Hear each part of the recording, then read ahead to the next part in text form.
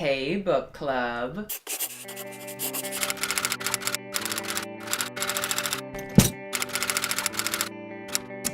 Writers Club. Writers, readers, storytellers. Today I want to talk to you about the top 5 things that I was thinking about when I got my first professional edit back on my Dyson novel. These are things that I kind of learned through editing my first 2 novels, Magic Required and Dominion Required, and I definitely implement them when I am thinking about what I'm doing on the book that I'm working on now. Dyson's book still doesn't have a title. She is the main character of this book. She is a tertiary character in Dominion Required and is only mentioned in passing in Magic Required, but now she gets her own, and I've recently got back my first professional edit. If you have written anything and you want to self-publish, you need an editor. Professional editors can definitely be expensive. And if you're starting the writing process now, start saving for an editor now, because I promise you, they are worth every single penny. These are the top 5 things I keep in mind when I am working on my edited manuscript. Tip number 1, which is actually kind of a pre-send out your novel tip: do not send out your first draft. Don't make somebody else read your first draft. That's lazy. You just wrote a whole book. You're not lazy. Don't start being lazy now. Edit your book. I've said this in an earlier video, and if you haven't checked my other videos out about how I am working through my Dyson project, the links are in the description and the cards are maybe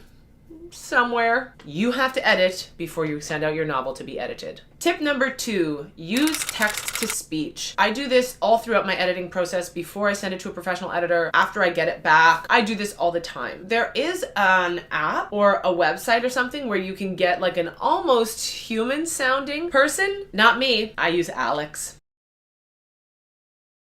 Hi. My name is Alex.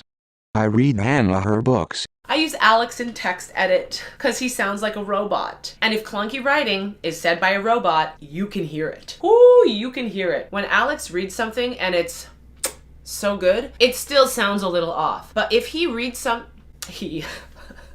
my computer is alive. If Alex reads something that's clunky, because he's already clunky, it sounds so much worse. For sure, if it drives you crazy, I'll put a link in the description, or like put the website here. I've heard about it, I haven't used it yet, but I just use the free text-to-speech app that I have on my MacBook, and it's really, really helpful. At a certain point, you've memorized what you've written, you're reading over mistakes. You need to either read it out loud or have somebody read it to you. Tip number 3, if you're bored, so is your reader. If you've been an avid watcher of my writing tools videos, you know that I have 8,000 editors.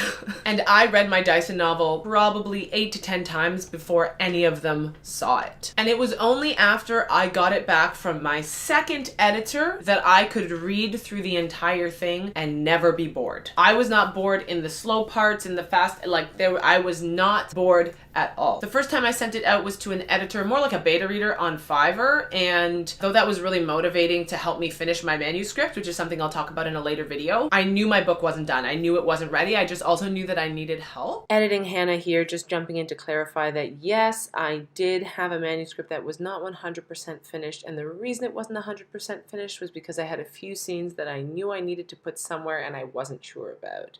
It was edited ad nauseum by yours truly before that poor Fiverr beta reader had it. So I paid somebody. I didn't ask my friends. I paid somebody. She was $70 Canadian. Start saving now, guys. Don't do that to your friends. There are parts of the book that I was bored reading. I knew I needed them in the story, but I just didn't know why I was bored reading them. I sent it out to the first beta reader. I got it back. I cut a bunch of stuff where they were bored too, of course. And it was only after I got it back from Molly, who I paid considerably more than $70, that I was able to read through the entire thing and not be bored ever, because I had cut out everything that was unnecessary. So keep in mind as you're editing your second draft, but especially after you get it back from your editor the first time, if you are bored, so is your reader. Number 4. Get ready for beta readers. Showing a large number of people your book, or really showing anybody your book, is like reaching down into yourself, pulling out your soul, and saying, here, judge me. That's not a unique feeling. We all feel like that. So start getting ready for it now, because once you've done this first round of professional edits, or I keep saying professional edit, but really like this can be your first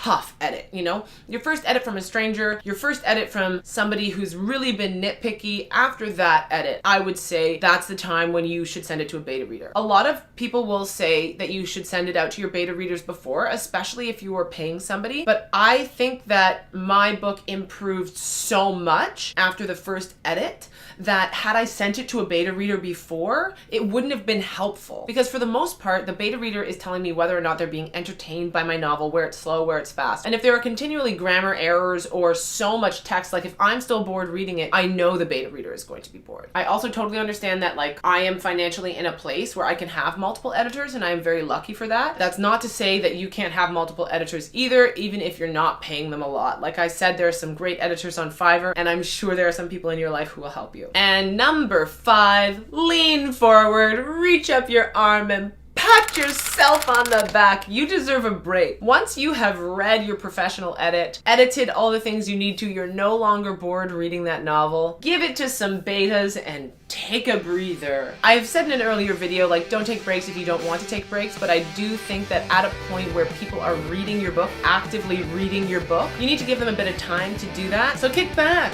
pop open a bottle of wine, crack a club soda. You done good, kid. You wrote a whole book and people are reading it now. Congratulations. Those are my 5 tips. I hope you find them as helpful as I have when I'm using them. I hope you're all happy and healthy, taking care of each other out there, and until next time, may the force be with you. Live long and prosper, and keep writing your story. I waved my hand over the bedside clock. Angry red numbers appeared in the air above the small black rectangle. 5:23. I had no idea what time the woman was going to be there. I didn't know her name. I didn't know where she worked or even what day this was going to happen. But I did know the cross street, and I knew it was early morning. I closed my eyes, trying to remember where the sun was as it peeked between the tall buildings. I was certain it had been before 9. I'd go today, and if she wasn't there, I'd go again tomorrow.